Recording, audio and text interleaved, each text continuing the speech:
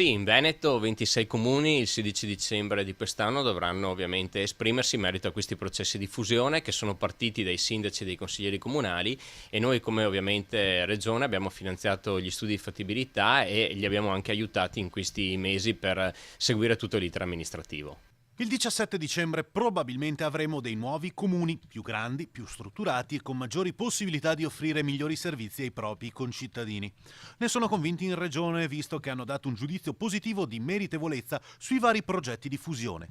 Mason Vicentino con Molvena, Crespano e Paderno e poi Cismon del Grappa, Valstagna, San Nazario Campolongo sul Brenta e Solagna per quanto riguarda la Val Brenta. Nasceranno in Veneto 10 nuovi comuni e il numero complessivo di amministrazioni componenti il territorio regionale passerà da 571 a 555.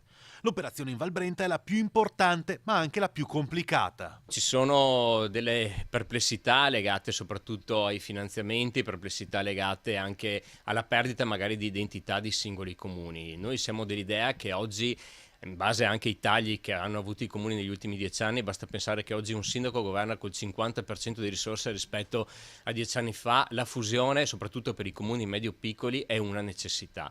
Oggi purtroppo i problemi legati principalmente a sociali stanno aumentando in maniera notevole, c'è la necessità soprattutto di intervenire anche in molti edifici pubblici, e oggi abbiamo visto che chi si mette assieme, chi fa le fusioni, hanno la possibilità di ottenere contributi statali e regionali, ma anche hanno la possibilità di attuare delle economie di scala per migliorare i servizi alla popolazione.